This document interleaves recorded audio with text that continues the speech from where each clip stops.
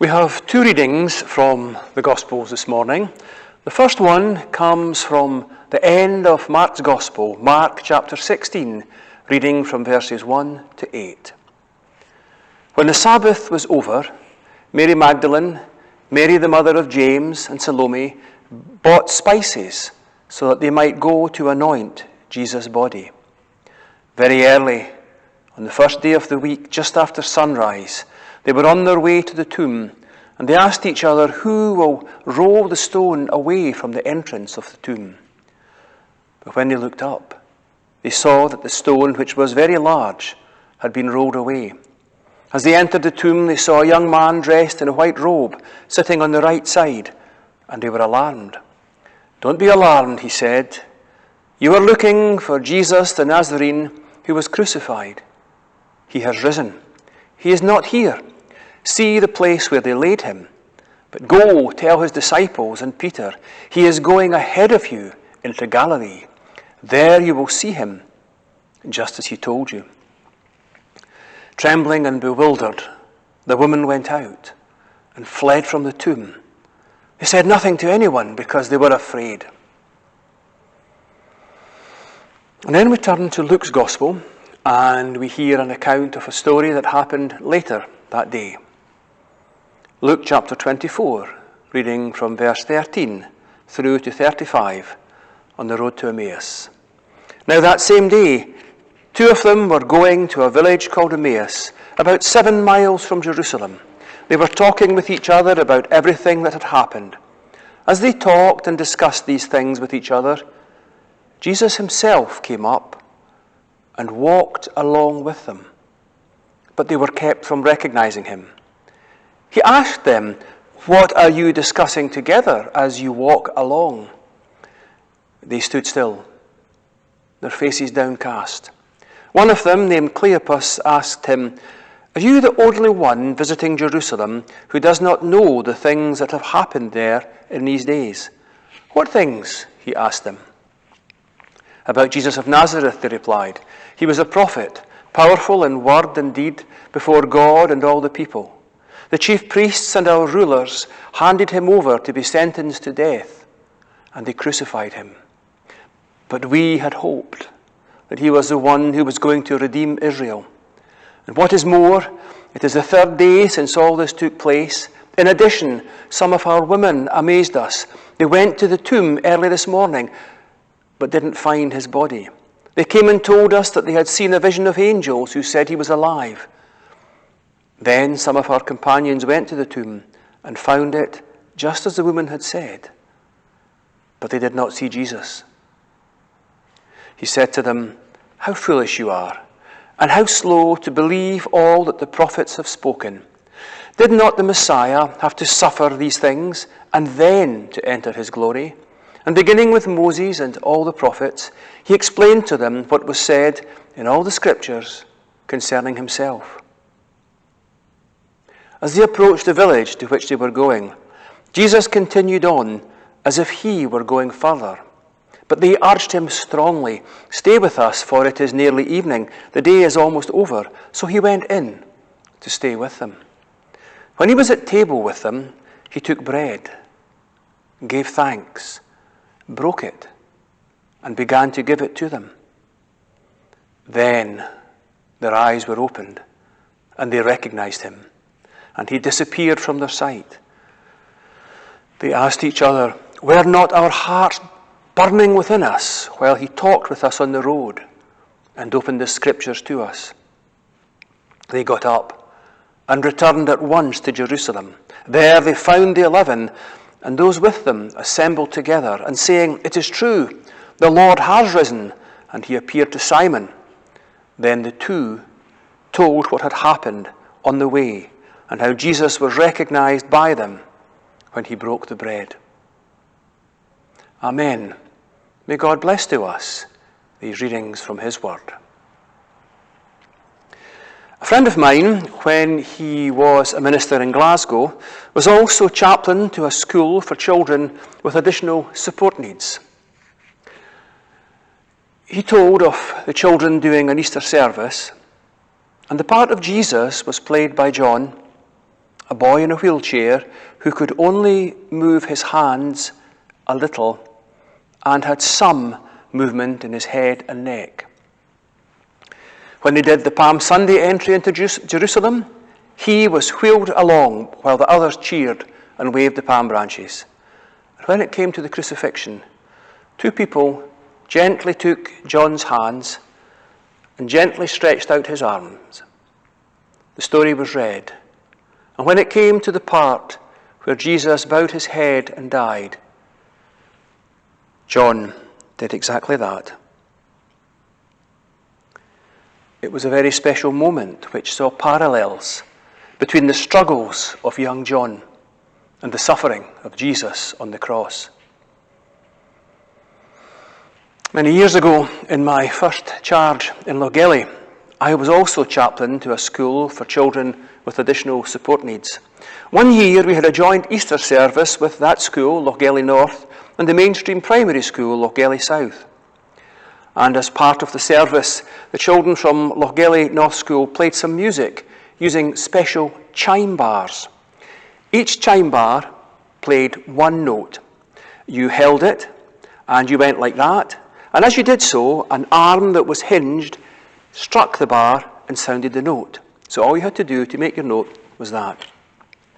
Each chime bar had a different coloured sticker on it, and the teacher who was leading the music pointed to a board with the different coloured stickers on it. So if you had a blue sticker, when she came to the blue note, you played it. Now, Thomas was a boy with cerebral palsy, and he did not have the strength to hold his bar for the duration of the song. And as they played the song, Morning Has Broken, and it came near to his note, another teacher would hand the chime bar to him, place it in his hand, and he would play his note. Then she would take it back from him. He played 3 notes. He played his note on 3 occasions during the song, and he probably didn't hold the bar in total for more than 15 seconds. And in various ways, other children also needed help. But their rendering of Morning Has Broken left many in the church that day very moved and with very moist eyes, as these children showed us in their own special way something of the truth of the resurrection, of light shining in darkness and difficulty. In the reading from Mark's Gospel, we hear these words, "He has risen. He is not here. He is going ahead of you." Luke's Gospel paraphrases these words, Why are you looking among the dead for one who is alive? He is not here. He is risen." Perhaps the Gospel is saying to us this morning that we are to look for Jesus not in the place where he once was, not in the place where we once laid him down to rest, but we are to look for Jesus among the living, and to look for him as he goes ahead of us, away from Jerusalem into Galilee. We are to look for the risen Jesus in the world around us, among the living. I believe that Jesus was to be found in John, who played the part of Jesus and who bowed his head and died. I believe that Jesus was to be found in Thomas and the other children who struggled with enormous difficulties to bring us the beauty of their rendering of Morning Has Broken. The other story that we read from Luke's Gospel tells one of my favourite stories in the whole Bible, of the 2 disciples who had probably just had enough of events in Jerusalem and the talk of the woman who came back and said he's not dead. They probably just had enough, and they had to get away from it. And they're headed away from Jerusalem after the events of the crucifixion, after the dashing of their hopes, and this story, which they clearly did not believe, that Jesus had risen again. And as they walked, the stranger drew alongside them and walked with them, asked them why their faces were tripping them, and talked with them, and their hearts were warmed and began to burn within.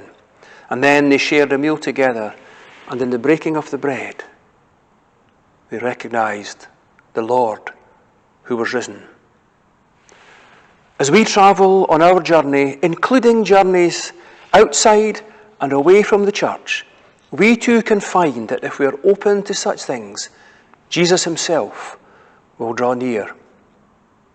I'd like to share with you a description by a friend of Hilary and myself who worked with children in an area of deprivation, and she tells of an experience of running a children's workshop, and then she reflects on it afterwards. She describes how she recognised much more that was also going on. She writes, "The workshop had started as usual with the children rushing in from school, excited and ready to go. Quick drink of juice and a biscuit and we're off. I was baking at school today," Susan said. "Did you enjoy it?" I replied. "What did you make?" "I'll show you later." She had whetted my curiosity, but the workshop had begun. Making salt dough hairy-coos and shaggy sheep, with koala bears hiding in a tree as an optional extra. The workshop really enjoyable was going well when we stopped for a break. A drink of juice, a packet of crisps, munch munch, crunch crunch, gulp gulp. "Come on, I'll show you." Susan beckoned me into the corridor. Other children round the door wide open to the workshop room. The corridor was damp and dull. Such a rainy, horrible day, and it added nothing to the atmosphere of this occasion. She lifted her rucksack down from the hook and delved into its inner being and gently brought out a small, pristine, white package. "Wait till you see this. I made it." She knelt with reverence on the scuffed, worn floor of the church corridor as her gathered audience held their breath. Carefully, she laid her precious creation in front of us and gradually unfurled the white paper cover.